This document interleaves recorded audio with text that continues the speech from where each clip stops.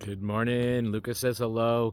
Gonna do some quick videos called The Devil's in the Details, folks.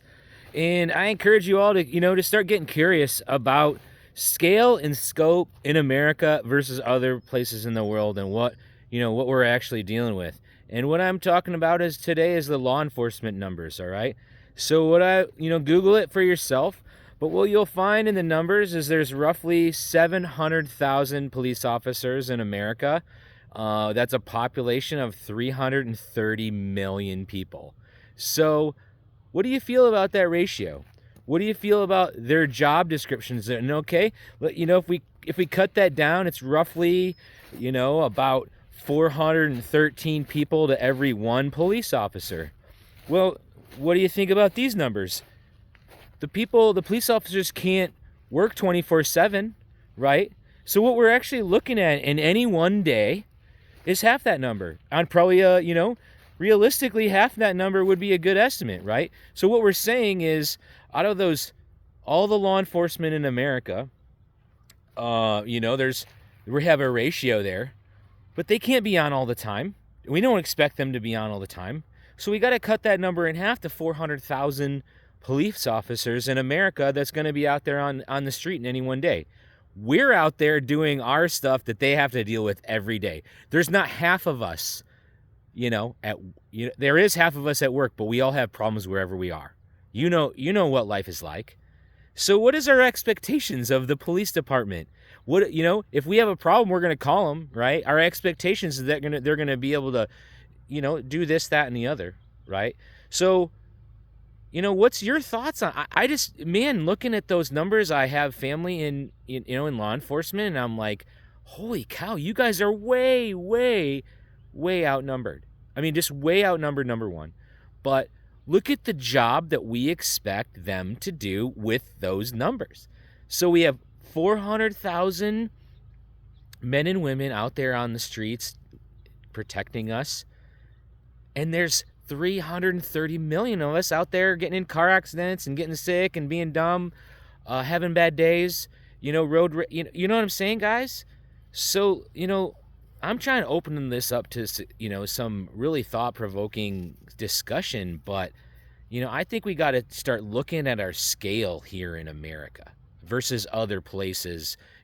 They have similar ratios. I just Googled, in Denmark and in this and that, right? But we have over at least 16 million households have one AR-15, at least one AR-15. So that means we have more AR-15s than there are people in Denmark, Norway, and Sweden combined. Google it, right?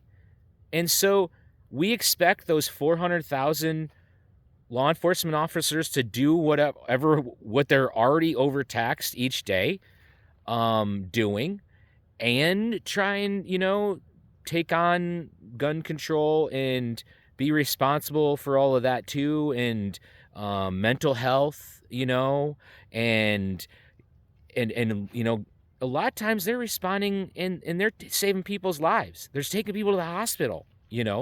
So what are we saying, guys? The whole system seems like it really needs to be looked at in what is our solutions that we can do, okay? And I heard, I don't want to sit here and talk about the numbers without a quick solution, but I'll give you some more numbers. You guys might have heard of the poison control hotline that they've talked about. We have a poison control hotline here in America that if your kid, or even your dog, like Luca, you think there's poison, you can call them up 24 hours a day. What are they going to do? They're going to educate you. But if you need to go to the hospital, they're going to stay on the phone till there is help there and you're in the hospital. Great system. Nobody would argue. I don't think anybody would argue that's a great system to have. But how much does it how hard is it? Well, it's already in place, so it's easy to copy, right, guys? And how much does it cost? $25 million a year?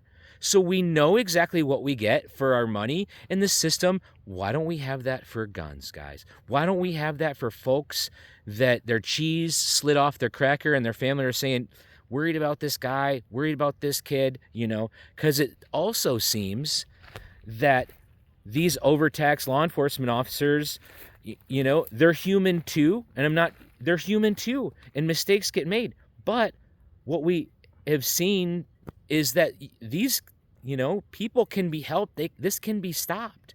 And I wanted you to Google, there's a database on, school shootings done by a regular human, and all he's doing is counting the data and the details. This idea that I shared to you about why we don't have a hotline that's just like the poison control hotline for these shootings in America, he doesn't understand. But he will tell you, this is when I'm going to leave it with this, guys. How do we fix it?